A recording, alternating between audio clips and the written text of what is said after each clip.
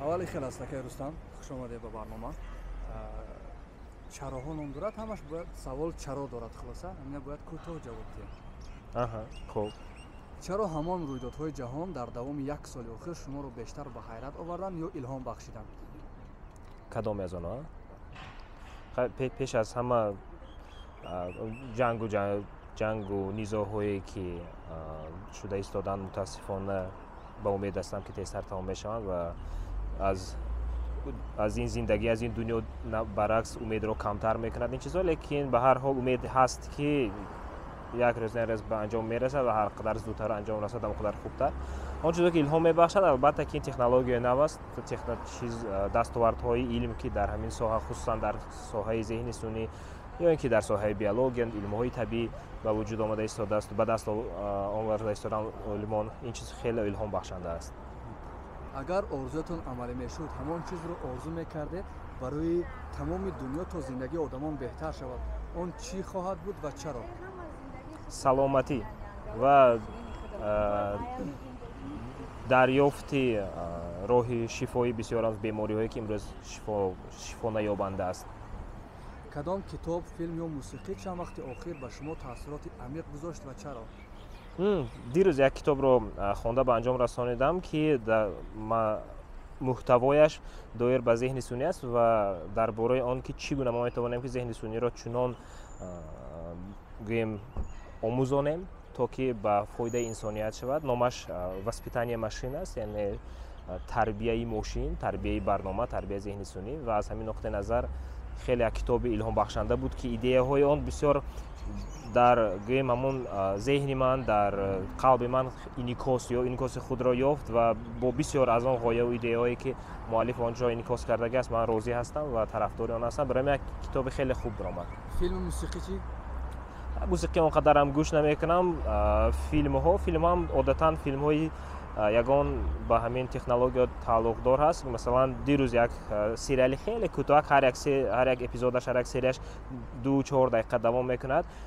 Номаш ҳазор офтоб аст, 1000 солнц, ки он ҳам дар бораи гӯем ки як аз нуқтаи назари илмӣ сохта шудаги ҳастанд ҳар як ҳамон видео, ҳар як филмаш ки чӣ гуна одамизод метавонад ки дар сайёраҳои дигар гӯем онҳоро барои худ мутобиқ созад. Аммо албатта инҷо баъзе паҳлӯҳои гӯем торики фаъолияти инсонӣ ҳам ба вуҷуд мебиёяд, барои он ки вақте ки мо мехоҳем ки дигар сайёраро барои зиндагони худ мутобиқ созем, агар ки расад ҳамин рӯзҳо, бо эҳтимоли зиёд он мавҷудоте ки онҷо аллакай зиндагонӣ мекунанд, аз пайдоиши инсон зарар мебинанд, фоида не. агар имкони як рӯзро бо ягон шахси машҳури дунё гузарондан мешавед, он нафар кӣ буд ва чаро маҳз ҳамон нафар? аз нафарони зинда? бо одамои мурда рӯз гузаронда мешавад? Не, агар зинда карда гузарондан меша. хеле ҳам ҳаст барои шумо. Не, рости гап, хай шояд ки ягон олим бошад, масалан Нил деграсс Тайсон ё ин ки ягон олиме ки дар соҳаи зеҳни сунӣ фаъолият мекунад. Шояд Сэм Алтман бошад ки бисёр вақт ҳозир бисёртар бо он молу маҳсулоте ки ширкати онҳо ки истеҳсол мекунанд онҳоро истифода мебаранд. Шояд ки як суҳбат кардан як ҷолиб шавад суҳбати мо. чаро ҳамаи инсонҳо муваффақ, донишманд ва сарватманд нестанд? инҷо бисёр омилҳо ҳастанд. хусусан як китоб ҳаст, номаш Гении аутсайдер, агар ки хонда бошад, дар он ҷо қайд мекунанд ки гап на фақат дар сари истеъдод меравад, гап инчунин дар сари он меравад ки то чӣ андоза мо дар ҷои зарурӣ ва дар вақти зарурӣ метавонем ки ҳамон истеъдоди худро нишон дода тавонем ва ин имкониятҳо бисёр вақт барои аксарият дастрас нестанд. ва шояд ки дар кишвари мо ҳам фарз кардем нобиғаҳои зиёде бошанд ки агар ки дар сурати пайдо шудани имконият, хусусан имкониятҳои иқтисодӣ, имкониятҳои вақт, имкониятҳои дигаре ки ба ҳамин инфрасохтори ягон соҳа тааллуқ дорад, ҳамун чиз бошад ва ё дастовардҳои хеле зиёдро ба даст оварда метавонанд, яъне ки метавонанд ки ба бисёр чиз ноил шаванд. Аммо дар ин ҷо омилҳои зиёд мешаванд, яъне на фақат истеъдод дар кор аст, балки инчунин як дисциплина дар кор аст ки одам тавонад ки худашро маҷбур кунад. Бояд як дид дошта бошад ки ҳамон истеъдоди худро чӣ гуна истифода бурда метавонад ва чӣ гуна ба як муваффақият гӯем ки ноил шуда метавонад. Ва ба ғайр аз ин боз омилҳои на фақат дохилӣ, ин омилҳои дохилӣ буданд, омилҳои беруна ҳам ҳастанд ки то чӣ андоза ҳаст аз берун имконият ки ман метавонам ки ҳамин дониши худро дар ҳамон ҷо истифода барам. Фарз кардем илми боз ҳам соҳаи IT-ро мегирем. Дар кишвари ҳамсоямон Ӯзбекистон масалан шароити рушди IT ҳозир боз хубтару беҳтар шуда истааст, хусусан на фақат дар соҳаи IT, балки дар соҳаи тиҷорат ҳам ки аллакай ман чандин нафаронро медонам ки Тоҷикистонро монда ба он кишвар рафта истоданд, чунки дар ҳамон ҷо тиҷорати худро хубтар ба роҳ монда метавонанд. Агар ки ҳамин гуна шароит хусусан дар соҳаи IT агар дар Тоҷикистон ҳам фароҳам оварда шавад, пас бисёр ширкатҳои зиёде дар инҷо пайдо шуда шуд, мумкин аз ҷумла нафарони зиёде ки метавонанд ҳамон истеъдоду донишу малакаи худро дар ҳамин ҷо истифода бурда ба фоидаи ва нафъи ҳамин иқтисоди мо онро равона созанд. Барои минбаъд кӯтоҳ бошад инҷа баъд суҳбати худро унҷа мекунем бо иҷозат. Рушди технология дар чист ва чаро мо бояд аз он тарсем ва ё баръакс? мо набояд аз рушди технология тарсем, чунки як чизи пешгирӣ нашаванда аст аллакай. Хусусан дар соҳаи зеҳни сунъӣ ҳозир бисёр одам аз ҳамон чиз дар ҳарос ҳастанд. Мо набояд аз он тарсем. Мо танҳо бояд ба назар гирем ки ҳар як гуна технология ин танҳо як восита аст барои расидан ба мақсадҳои худ. Чӣ гуна воситаро шумо истифода мебаред, ин як абзор аст, чӣ гуна он абзорро шумо истифода мебаред, аз худи шумо вобаста аст.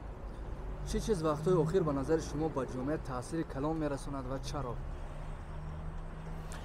ба ҷомеаи мо бисёр ҳамон нуқтаву назару анъанаҳое ки нуқтаи назари анъанавӣ аниқтараш гӯем ҳастанд ки ба ҷомеаи мо на ҳама вақт таъсири мусбӣ мерасонанд. Мо бояд ки камтар фикру ақидаи худро тағйир диҳем, хусусан нисбати илм ва доништалабӣ. Мо дар сухан бисёр ҳама донишомӯз ҳастем, ҳама олим ҳастем, лекин вақте ки гап бар сари амал меравад, талаби дониш дар мо аллакай анъана нашудааст. Мо инро фаромӯш кардагӣ ҳастем ва мо бояд ҳамишро тағйир диҳем. чӣ гунае ки инсоният барои бехатариамон гуфта силоҳ мебарорад, самти IT ҳам ҳамин хел аст? чаро?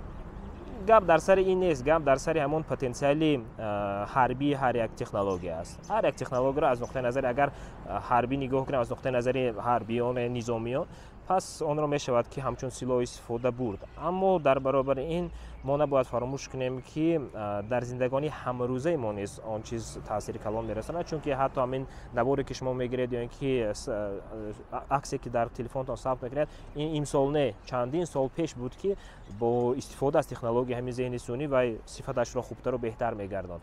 Барои ҳамин ин чиз вобаста аз худи одамон аст. боз ҳама осонкорие ки мешавад чӣ хубиву бадӣ дорад ва чаро? чиҳо? Осонкориҳо. Яъне ҳама чизе буромодаист аст ки кори одама осон кунад, осон кунад. хубаш албатта ки дар ҳама осонкорӣ аст. Яъне кори шуморо осонтар мекунад. акнун ин то чӣ андоза бад аст ё не, боз ҳам аз худи инсон вобаста аст. Масалан, агар ман нахоҳам ки майнаи сари ман аз рушд кардан боз монад, ман ҳаракат мекунам ки боз ягон кори мушкилтарро худам анҷом диҳам. Лекин агар ки ягон кори саросема бошам ки тезтар ҳамон корро кардан дар кор аст ва вақти ман зиёдтар барои дигар корҳо пайдо мешавад, пас чаро не, бигзор зеҳни сунъӣ фарз кардем барои ман наворро сабт кунаду худаш онро таҳрир кунаду навори омода кунад ва дар ҳамон вақте ки вай омода кардааст ман метавонам ягон китоб хонам. Ин боз ҳам аз худи инсон аст. бисёр саволҳои шумо як омили муҳимро дар бар мегирад ки ин омил муносибати шахс нисбати худаш ва рушди шахсияш аст. чаро барои ҳамон хатогиятон аз зиндагӣ танбеҳи сахт гирифтед?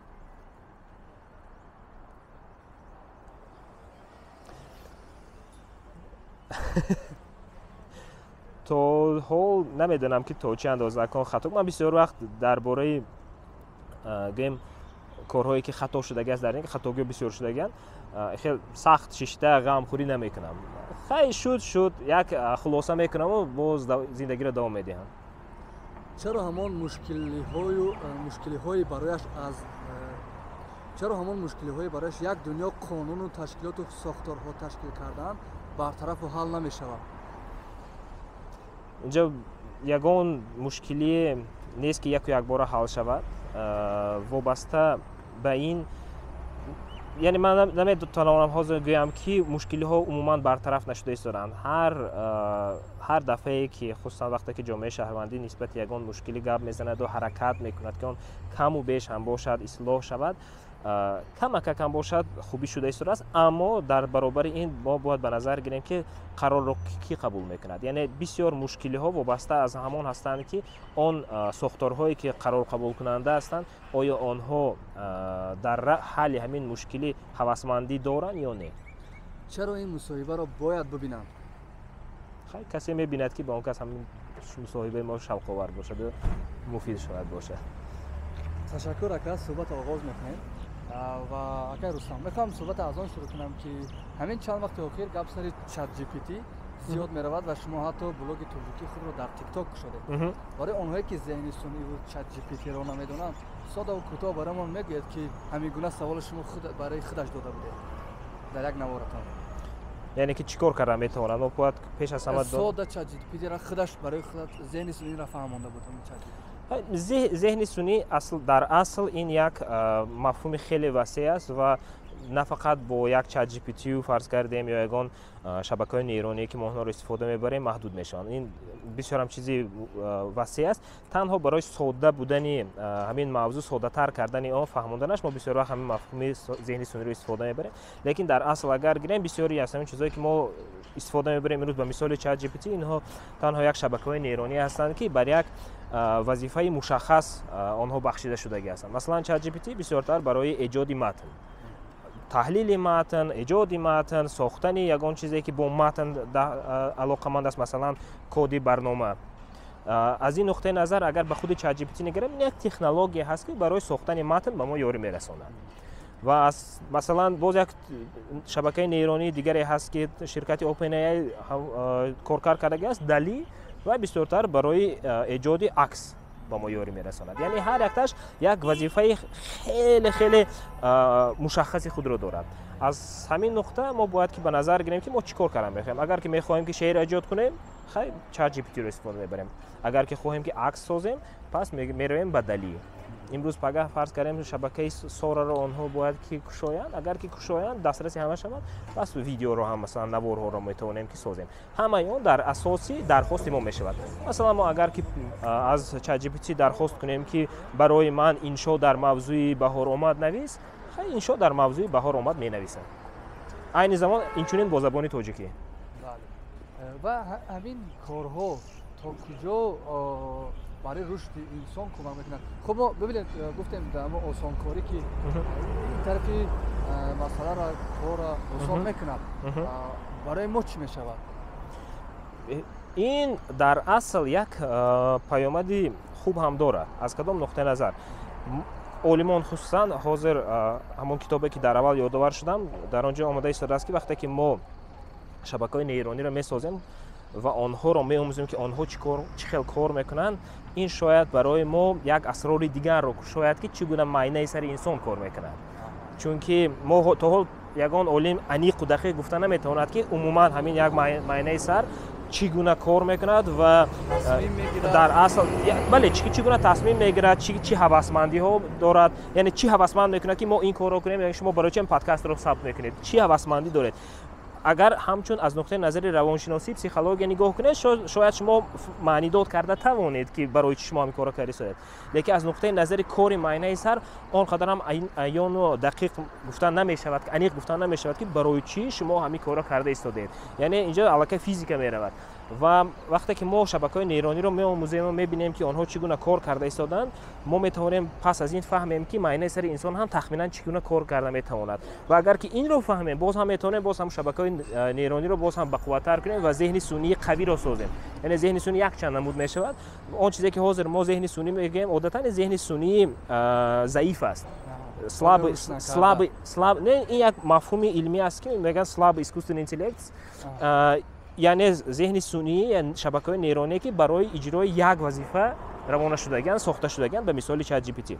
اگر که ذهن سنی قوی سازیم، سیل اسکوستن اینتلکت، پس این تکنولوژی میشد که حد اقل در برابر انسان و در عموم از انسان بهتر میتواند که وظیفه را اجرا کند.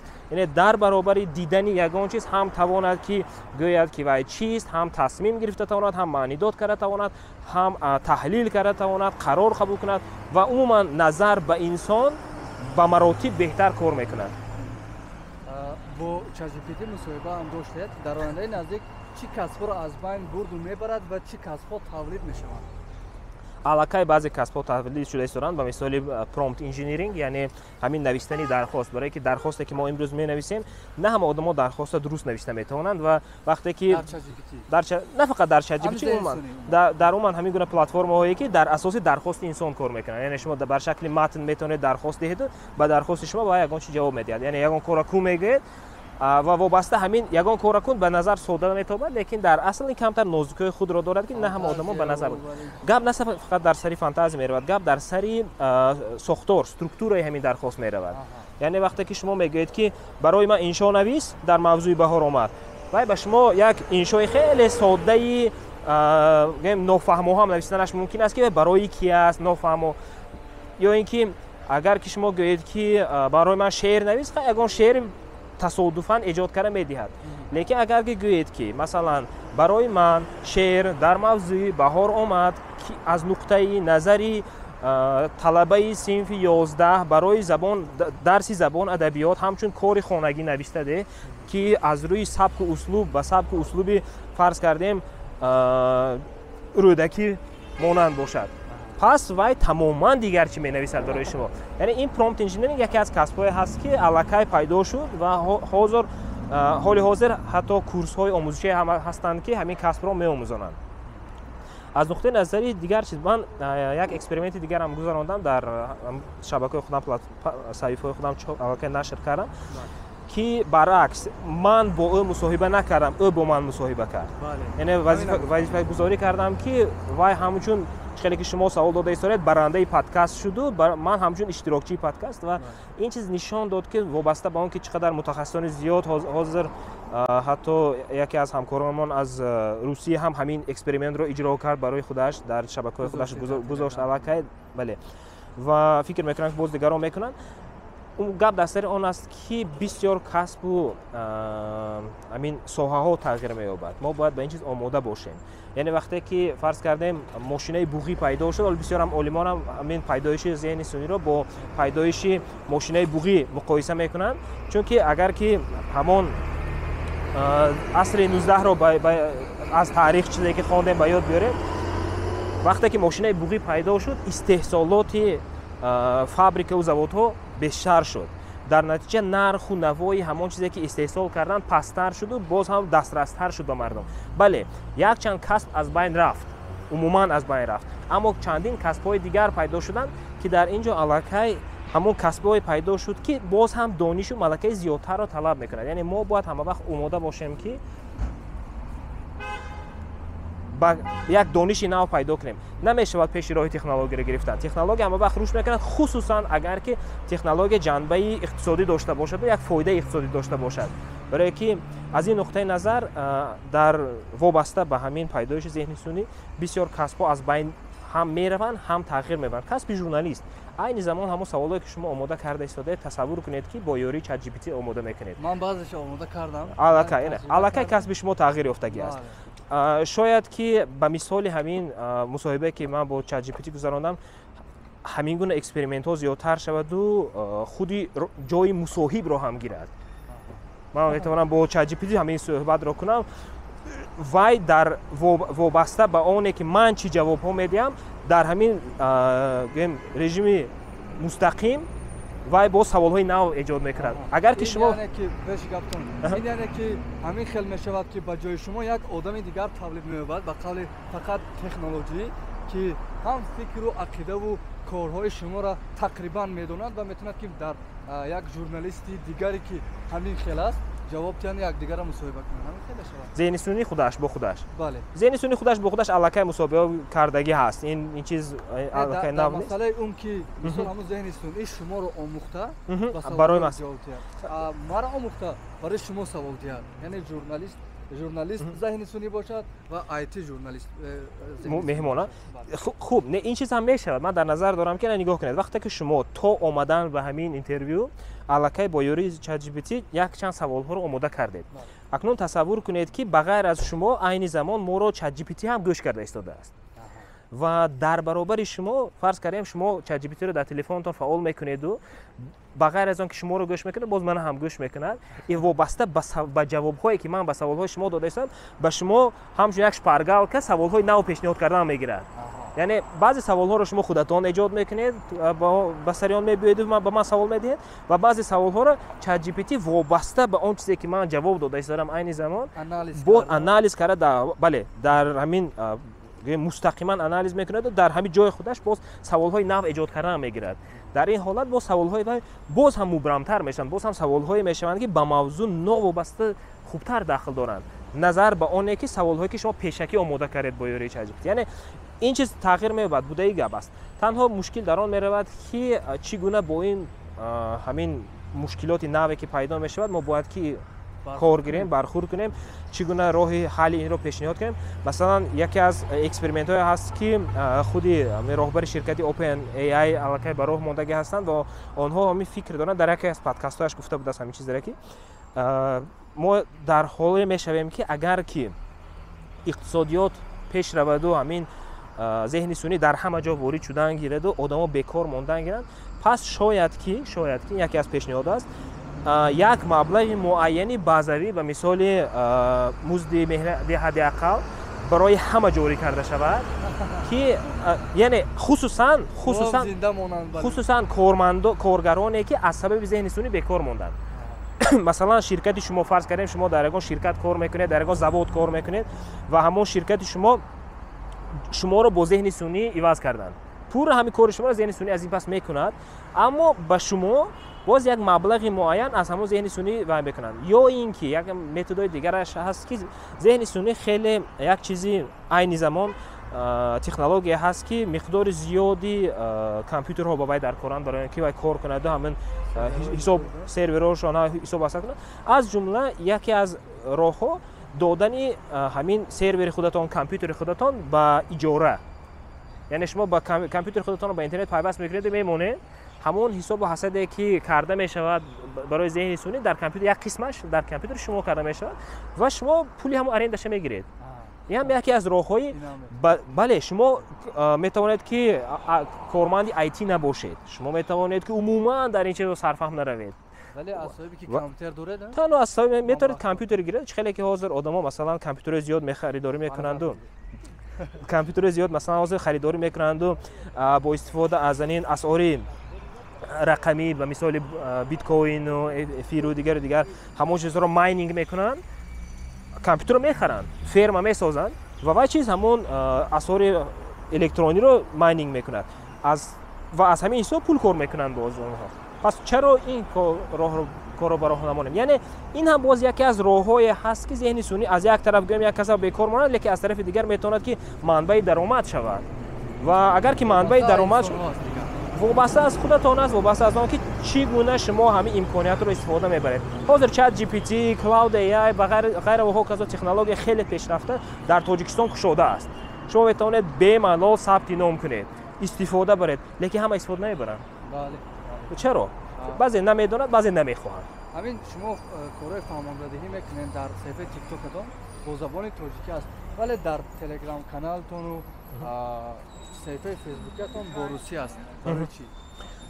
ман бисёр одатан дар дохили минтақаи Осиёи марказӣ тренингу семинарҳои зиёд мегузаронам ва як қисми аудиториям албатта ки аз дигар давлатҳои ҳамсоя аст. ҳамаи онҳо тоҷикиро намедонанд. аксарият бо забони русӣ вақте ки гап мезанам, яъне ҳамон аудиторияи ман хубтар мефаҳмад.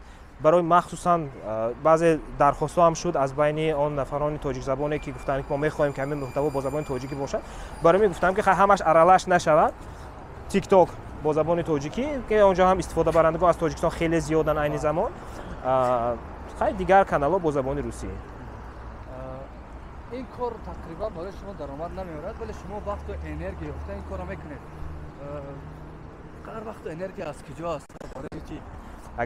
агар خواهش باشد وقت هم میفت میشد انرژی هم میفت میشد یک کاری است که کار شوق آور است از این خواهش ها از کجا است چی شما را الهام میده که این کارا کنه این یک چیزی نو است یک چیزی هست که من برای من خیلی شوق آور است و میخواهم که همون چیزی خودم پیش ازم آموزم و اون چیزی که میآموزم و میتوانم به یک کس نقل کردن این هم یک راهی شوق آور است و یک راهی هوسمند کردن خودم برای آموختن دانش‌های نو است چون که به نظر باید گیریم که ما گفته استم که هر یکی ما باید که از همین تکنولوژی با خبر باشیم چون که امکانیت‌های خیلی کلان رو در پیش راه ما میکشد و یکی از چیزی که ما رو هوسمند میکند ما کشوری ما مردم ما یگان کمبودی نداریم از دیگر کشورها از دیگر ملت‌ها ما باید که همین چیزها رو استفاده بریم لیکن از چی میشود که متاسفانه چه خیلی که در اول گفتم ما همین یک عنعنه‌ای که ما بسیار وقت چی میکنیم فخر میکنیم که ما گذشتگان خیلی بزرگ و دانشمند داشتیم ابو علی سینا رو استفادهشون نمیبره گپ در سر آن است که بودن همه خیلی آدمان ها لیکن برای چی حاضر نیستن بیت حاضر همه ما همین چیزها رو استفاده بریم و همون وارثانی سزاواری همون نفرانی بزرگ شویم البته که ما میفهمم که همه شدن نمیتواند همه شدن نمیخواهد این یک چیزی هست که همین تنبلی خلال میرساند برای اکثریت ما لیکن ما باید که همین از تنبلی رهایی یافته همین چیزا رو آموزیم چون که گپ در سر بهانه خوب داریم ما همون گپ در سر که ما همون بهانه بازی رو دوست می‌داریم برای ما همه وقت یک چی بهانه شده میتواند نه فقط برای ما در همه کشور و ملت ها هستن لیکن من میخوام که وقتی که ما میگیم که ما مردم مهنت دوست هستیم و ما دوست می‌داریم کار کردن بگذار همون کار نه فقط کاری دستی باشد تا کی در عصر 21 مردم تاجیک فرض کرده میرود و در ساختمان کار میکنند برای چی ما نمیتوانیم که در یک ساحه کار و فعالیت کنیم که ساحه ذهنی باشد مهنت ذهنی رو طلب کند مهنت ذهنی در بعضی حالات شاید که از مهنت جسمانی وزن‌تر باشد چون که یک اراده رو طلب میکند اما این معنی رو نداره که ما نباید این کار کنیم ما برعکس باید که با همین راه دشوارتر رویم به نظر دشوارتر مینمودگی چون که در این راه ما میتونیم که باز هم موفق تر شیم اگر که با هم مهنت دوستی خودمون رو با قوی ارادگی هم یک جایه کنیم و پیوست کنیم و در همین ساحه مهنت ذهنی خود رو فعالتر کنیم ما با دستاوردهای زیاد میتونیم که نایل شویم از همین سم دور نرفته یک چیز دیگر را گفته گذارم که اهمیت دارد که اکنون مردم ما با بیت کوین و نمودهای گوناگون آن توجه دارند ولی معلومات کافی ندارند شما چی میگوید که همین کار کرده ایستادن من میبینم از صفحه تلگرامی بچه‌ها که میپرسن برای مثال نوت کوین برآمد که ماینینگ کردن و حالی باز یک چند نمود دیگه شبکه در ماه هست استفاده میبرن یعنی اما برای رشد برای معلومات کافی نمیکنن جستجو نمیکنن فقط انتظار میشون که یک کس برای اونو تیار بدهد من فکر میکنم آدمی که کرده ایستاده است ما درباره اونها نمیدونیم یگان چی اونها کرده ایستادن خب پدام میکنن کارشونه بهش کس آوازه نمیکنن که ما فلان کارا کردیم فلان قدر مبلغ کار کردیم گفته چون که مبلغی کار کردی باید که اندازش سپاری اما گپ در سر اون است که یک چیز هم هست مثلا خودت هم قید کردید که ما انتظار میشیم که کسی دیگر کنه این گونه نفران هم هستند من راستی گپ نمیدم با شاید که همین تنبلی باشد 3 ساعت رو در تماشا کردن ریلز ها صرف کردن آماده هستیم لیکن از همون 3 ساعت نیم ساعتش رو برای خواندن یگان کتاب صرف کردن نمیخوایم چون که نظر به این چیز وای شوق آورتر مینماید چطور تکنولوژی بلاک چینی میتونن بخش‌های گوناگون اقتصادیات رو تغییر دهند این سوال چت جی پی تی است این کمتر تکنولوژی گوناگون است نظر به چت جی پی تی به هر حال و میتونه تغییر جدی بیارد و میتونه که در همه ساحات استفاده برده شود همین بلاک چین در اصل یک بعضی معلومات است بعضی دانش وقتی که شما با اونجا بعضی داده ها وقتی که شما با اونجا معلومات زیاد رو وارد میکنید و همه چیز ثبت میشد و نظر به بعضی های داده هایی که متمرکزانیده شده هستند کمک فرقش در آن است که اون رو تغییر دادن قریب که غیر امکان است خصوصا اگر که به مثال بیت کوین و به مثال دیگر چیزها و مشهور شود و پهن شود در همه جا. یعنی اینجا مشکلات 51% میگن وقتی که 51% سرورها در دست یک نفر باشد و میتونه تغییر دهد یگان چیزا. لیکن وقتی که از 51% کمتر باشد و الکی نمیتواند کردن، خصوصا از 50% کمتر باشد، گرد اثر آن است که برای اون که همین یک چیز، یک رمزی همون داده های ثبت شده رو تغییر دهید، باید که اکثریت اشتراکچیان همون شبکه تغییرات همون رو تصدیق کنند. در اینجا برمی‌آید که فرض کردیم ما میتوانیم که چیزایی که دارن این همون اینجا بسیار ترانزکسیون وقتی گپ میزنن گذراندن مبلغ و ایسون برای این اون چیزی که ما بیت کوین میگیم مبلغ کار میکنه در بسیارتر همچون هوسمند کردن، همچون پرداخت برای استفاده بردن تکنولوژی شما است. یعنی کامپیوتر شما رو استفاده میبرد هم بلاک چین چی میکند، حساب و حسابش رو میگذراند و در نتیجه به شما همچون یک مبلغ یک چیزی معین میدهد که بعد وی شما میتونید که به دلار و سامانی و دیگر چیز عوض کنید. از این نقطه نظر این فرض کردیم برای از این نقطه نظر و میتواند که در ساحه‌های گوناگون خصوصا در ساحه میدیا استفاده شود، در ساحه قانونگذاری استفاده شود. فرض کردیم شما اگر که پارلمانت تاجیکستان با خلاصه بیاد که بیاید همین بلاک چین رو استفاده ببریم، همه قانونگذاری ها رو در همون بلاک چین نگهداری میکنیم، پس ما میتوانیم که در دلخواه لحظه از ببینیم که همین قانون های تاجیکستان چگونه تغییر یافته ایستادند. اوریجینالش همون شخص نسخه اصلیش همه وقت در داخل بلاک چین می ایستد، لیکن در عموم کرده گیریم این هم یک نمودی بعضی داده ها است.